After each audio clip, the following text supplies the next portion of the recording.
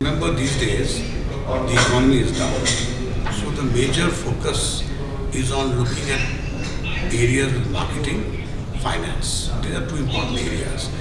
We of course in IFT specialize in trade, and we've had no problem for off-take of trade because we're known for that. But I think right now finance, getting your finances together and marketing is the most important because we are in a terribly competitive and recession world. And that I think are the kind of companies who are mainly coming today.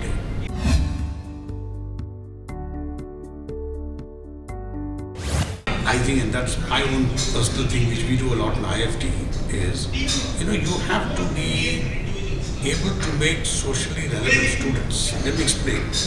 Through some schemes.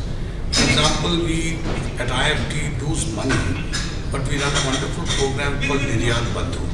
What that does is, for a very small fee, it takes students over a period of 2 years, or a period of almost a year, into various aspects of exports, starting from what product, logistics, difficulties, government procedures, documentation.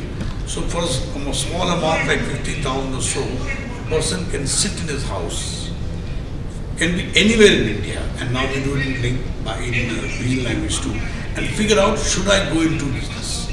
And I'll tell you how well it's worked. In one meeting, there was one individual who came up to me and said, I was once a porter, and now I'm an exporter. So I'm saying that's the level that we do. And we lose money, but I think it's a great, we don't want to create dissatisfied people. Know what you're getting into, is it worth it? That's one. Second thing, we have a very important scheme where we make sure students intern with NGOs.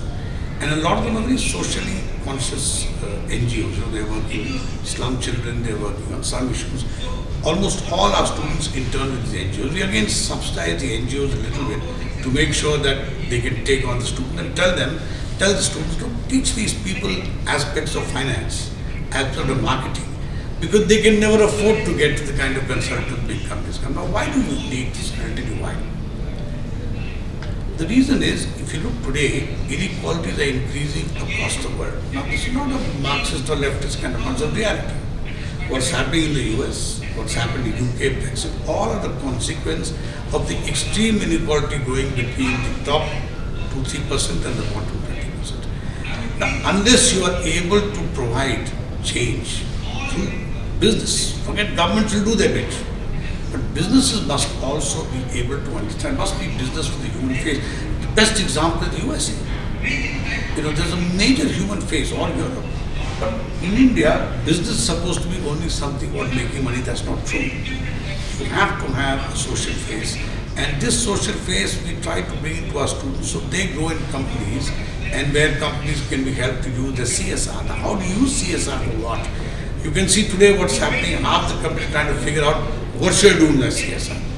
Give it to some innovation. It's a waste, but there are lots of possible. That's what I believe. I like your title you're supposed to speak on, which is business school, the social change. I think that's the part that's forgotten. Everyone thinks social change is something only universities do. That's wrong. I think business schools have even larger task because they are sending managers into the private sector. And the private sector must be convinced of that.